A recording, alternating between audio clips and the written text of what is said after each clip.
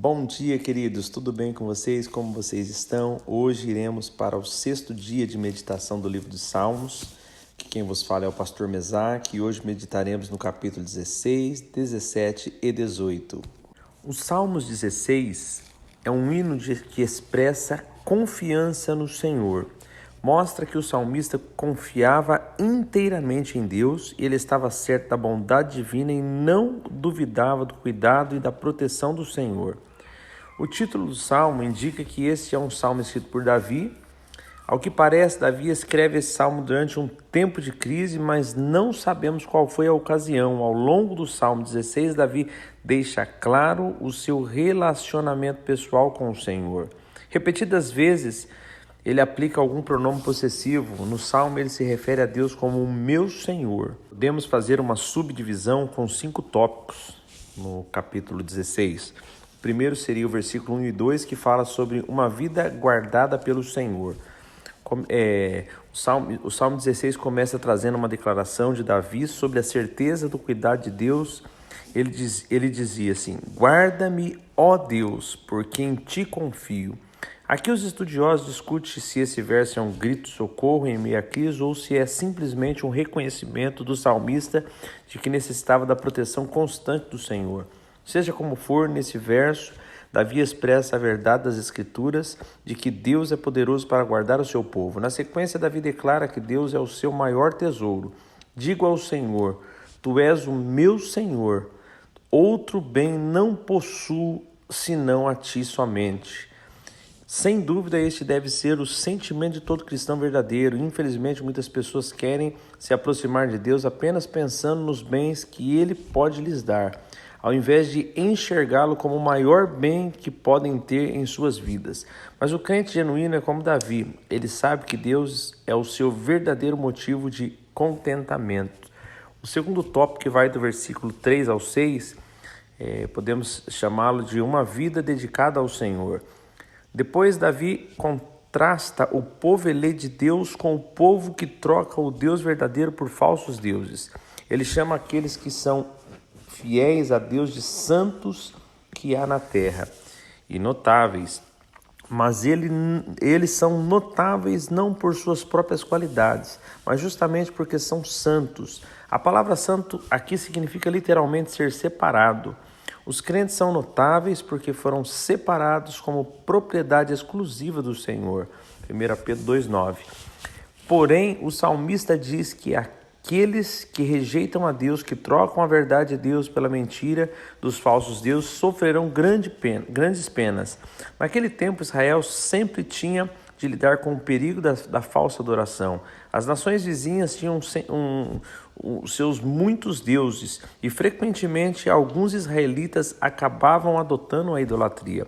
Mas Davi expõe aqui o grande perigo dessa prática e se compromete a jamais prestar culto a esses deuses pagãos que nem mesmo são dignos de ter os seus nomes pronunciados.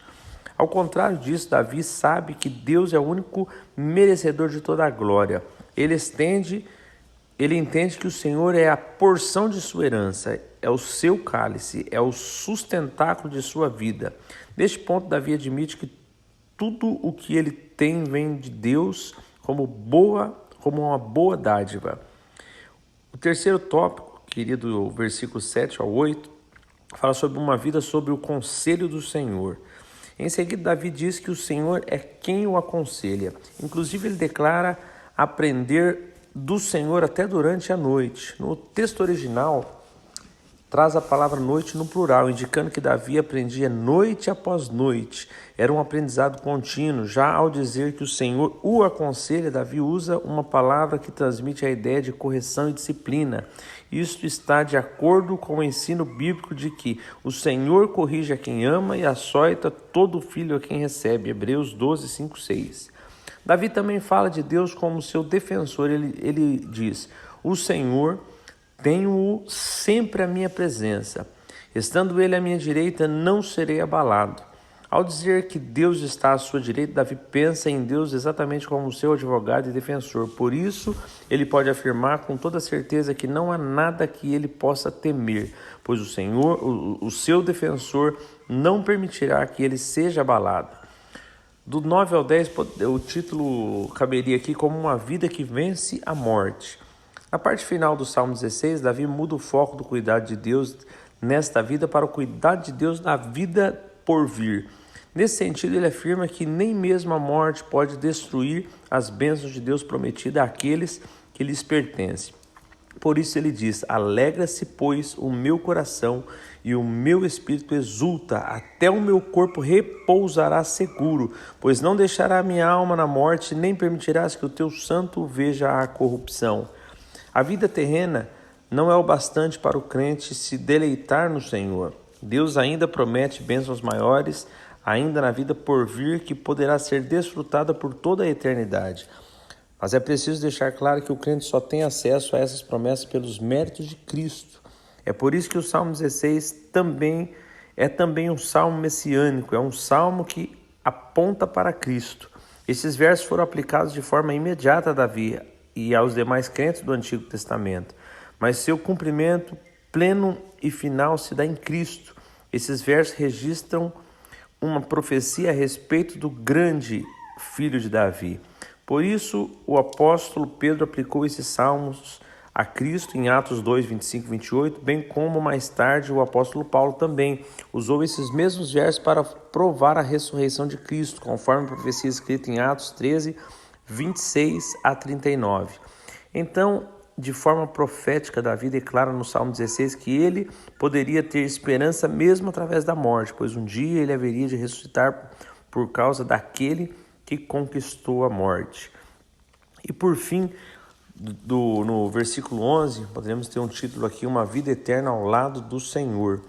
Por fim, Davi termina o Salmo 16 trazendo um breve quadro da eternidade. Então ele diz: tu me farás ver os caminhos da vida, na tua presença há plenitude de alegria, na tua destra delícias perpetuamente. A Bíblia não traz detalhes sobre como será a nossa vida na eternidade. Na verdade, é improvável que a linguagem humana seja capaz de descrever as maravilhas da bem-aventurança eterna ao lado de Deus. O apóstolo João, por exemplo, fala da vida futura da igreja com o Senhor, usou amplamente a linguagem simbólica em Apocalipse 21 e 22. Mas o que de fato é importante nós sabermos da eternidade, nós estaremos para sempre na mais íntima comunhão com Deus, perpetuamente diante da sua presença. Como diz o salmista, ali haverá plenitude de alegria e delícias sem fim. Agora, o Salmo 17 é uma oração de Davi pela proteção divina. Mostra que, de fato, os crentes podem recorrer a Deus em busca de socorro e proteção, pois Ele não desampara aqueles que lhe pertencem. Este salmo mostra que o Senhor é o refúgio do seu povo.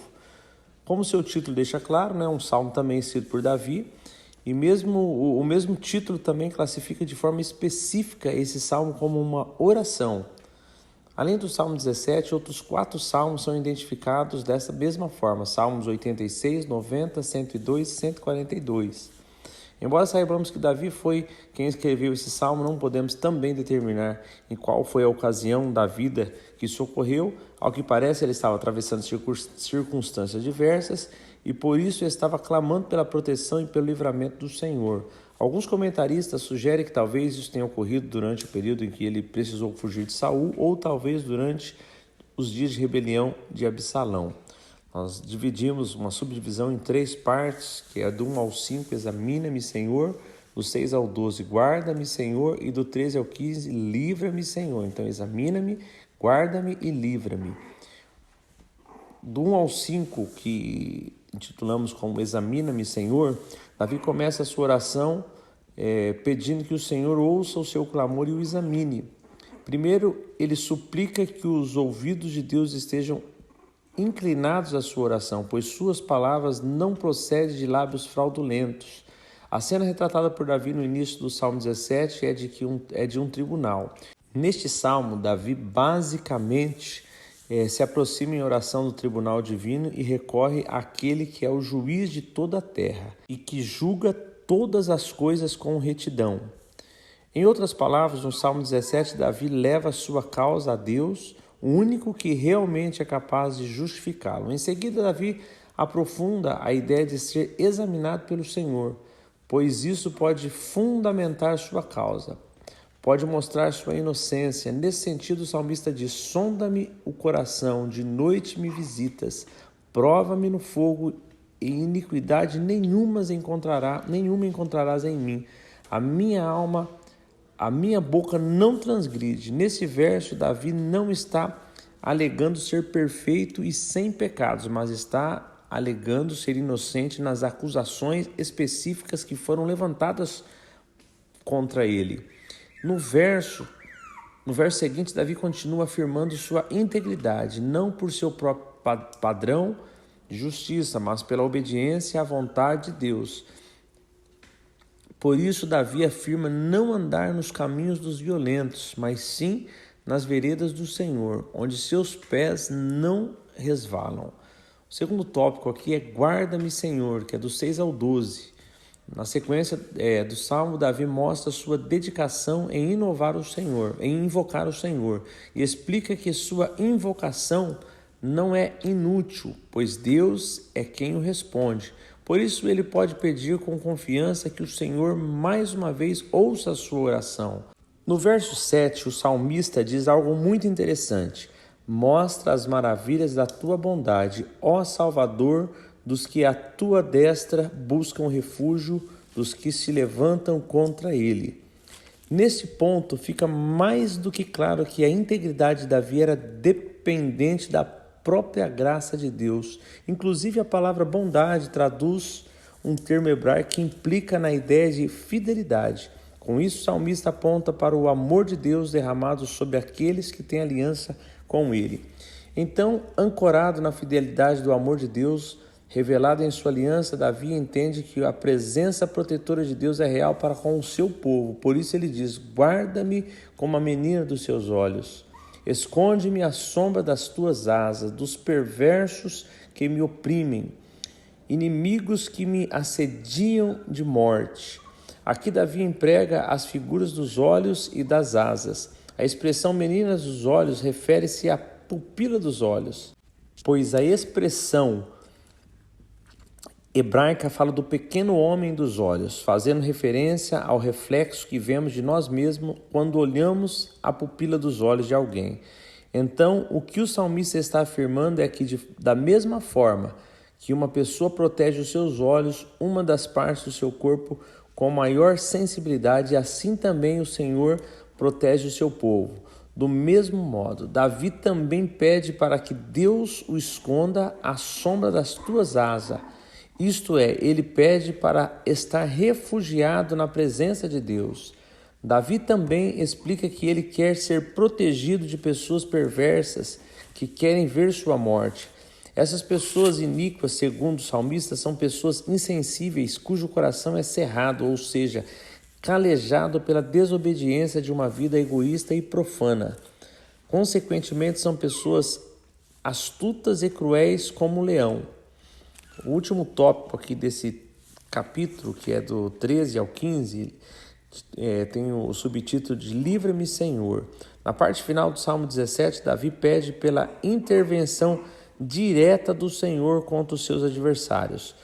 O pedido de Davi não é por vingança, mas é por justiça. Davi não pede que o Senhor se levante contra essas pessoas porque elas são pessoalmente suas inimigas, mas principalmente porque elas são inimigas de Deus. Isto fica claro no modo como ele diz que essas pessoas são ímpias e mundanas, ou seja, são pessoas que não reconhecem a graça comum do Senhor e buscam satisfação nas recompensas passageiras desta vida.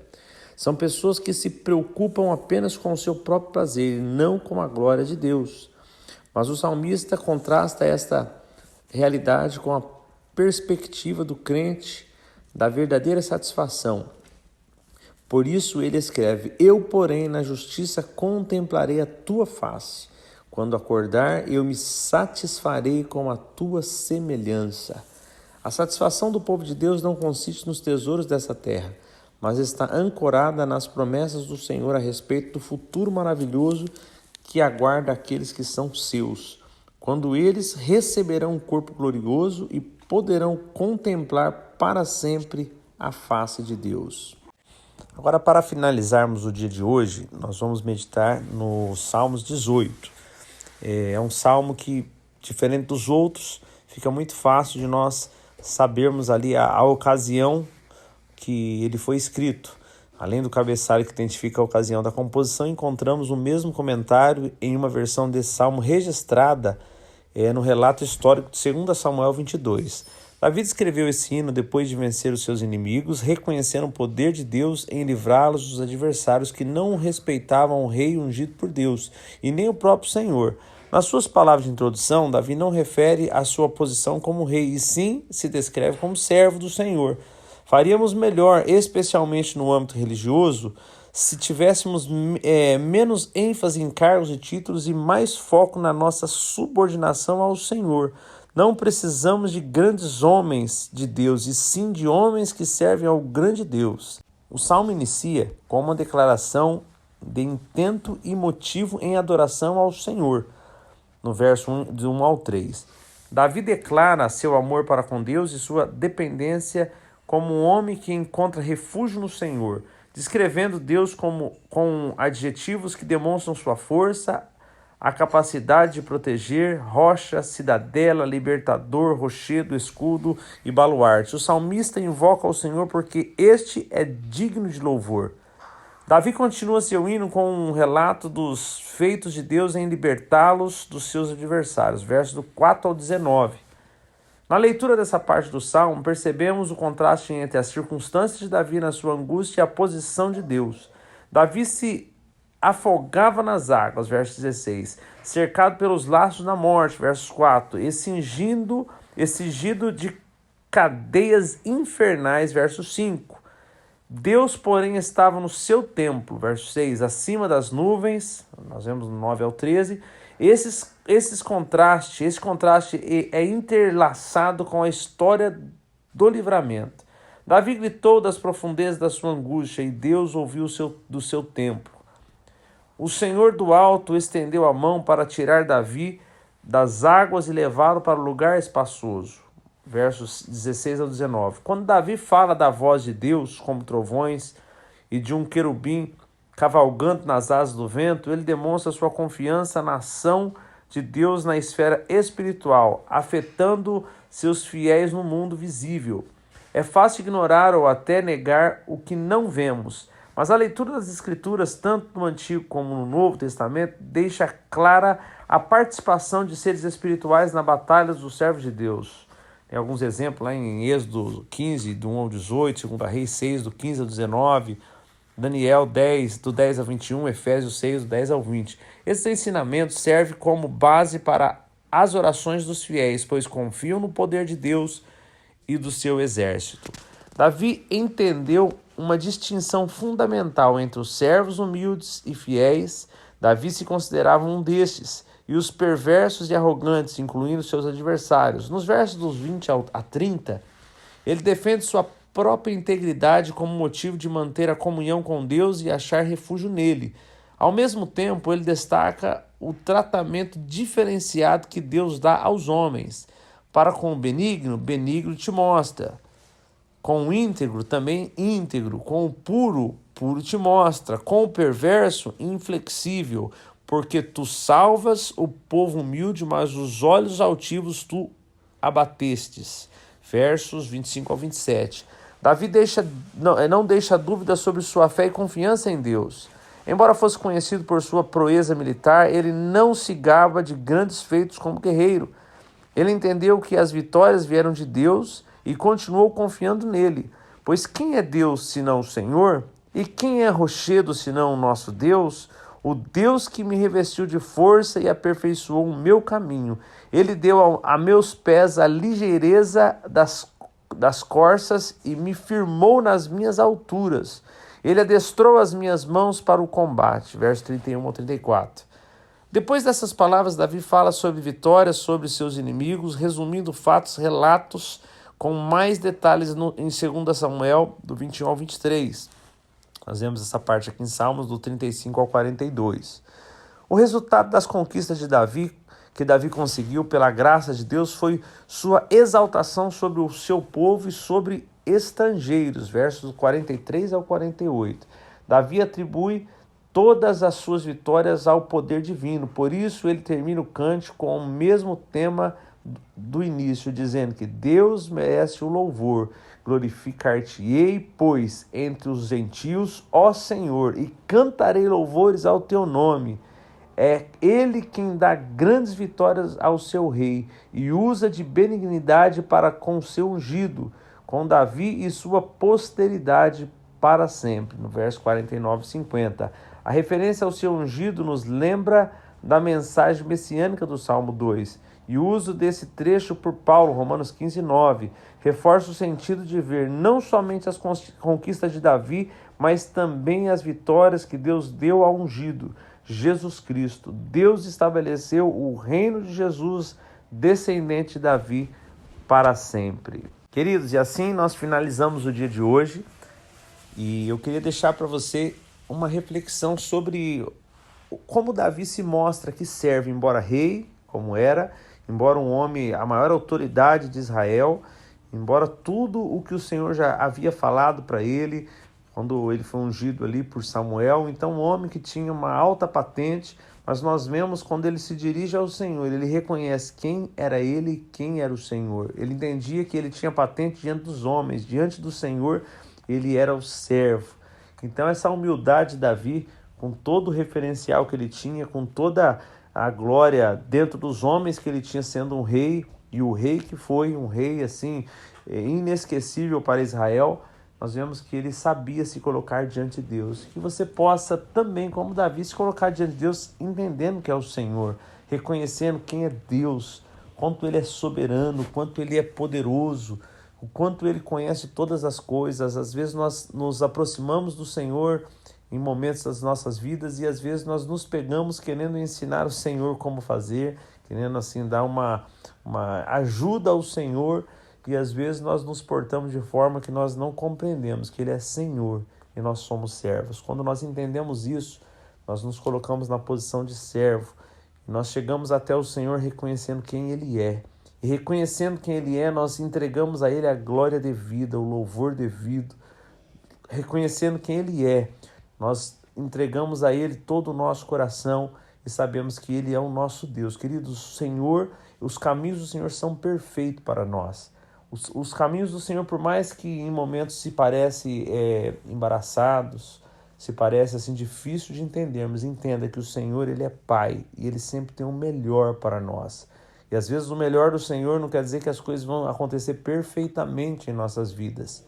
O melhor do Senhor é sempre nos ensinar, nos aproximar dEle. O melhor do Senhor é levar-nos no processo daquilo que passamos a sermos transformados, a sermos assim lapidados por Ele. Então confie no Senhor, o Senhor sempre terá o melhor para você. Por mais que você ache que são circunstâncias adversas, o Senhor sempre lá no final vai fazer você enxergar que o tempo inteiro Ele estava cuidando de você, estava preparando você para algo maior que Ele sempre tem para as nossas vidas. Que o Senhor o abençoe, dê um dia super abençoado para vocês, uma sexta-feira maravilhosa, e que o nome do Senhor continue sendo glorificado na vida de todos vocês. Até amanhã com o próximo trecho do livro de Salmos, se assim o Senhor permitir.